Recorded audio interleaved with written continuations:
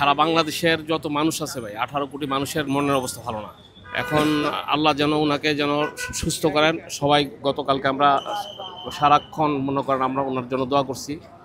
এখন এখানে আসছি দেখি একটু কি খবর, শুধু একটু খবরের আশায়। আল্লাহ যেন ওনাকে করে সুস্থ করে, ওনাকে যেন আল্লাহ যেন করে হায়াত দেয়। আমরা এই জন্য আসছি, একটা ভালো খবরের জন্য আসছি। কোত্থেকে আসছে?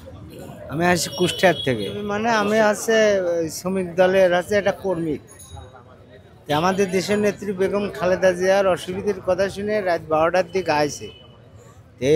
এটা কথা কি আজকে এই 17টা বছর সে অনেক জ্বালাতন সহ্য করেছে, অনেক হামলা মামলা, অনেক অত্যাচার সহ্য করেছে, কিন্তু আজকে তার এই দুর্দিনে তার ছেলেটাও পাশে নেই। তারেক জিয়া উনি রয়েছে বিদেশ। আজকে এই দেশের নেত্রী বেগম খালেদা জিয়া এই দেশের একটা মাথা এবং আমাদের বট গাছ। উনি যদি আল্লাহ তাআলা যদি উনার এটা কিছু হয়ে যায় তাহলে আমরা শেষ। তাই জন্য এসেছি। আমি আসছি কুড়িগ্রাম ডিস্ট্রিক্ট থেকে, বিএনপি সাপোর্টার মোহাম্মদ মকবুল হোসেন। কখন আসছেন এখানে? গতকাল রাত 9টার দিকে আসে। কি অবস্থা?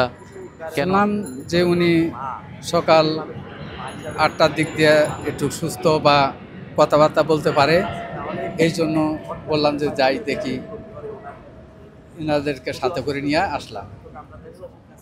সেক্ষেত্রে তো আসলে দল থেকে বলা হয়েছে যে হাসপাতালের সামনে কোনো ধরনের ভিড়ভাট্টা না করতে, এরপর আসলে আপনারা আসতেছেন এখানে, তো মানে সেক্ষেত্রে কি মানে দলের নির্দেশনা আসলে কেন মানতেছেন না? আমরা সবই ভালোবাসি, হ্যাঁ, আমরা দলকে ভালোবাসি কইলেই তো তবু আশার তুলে আসছি যে দেখি দেখবার পাই কি নাকি, এই জন্য আসছি আর কি।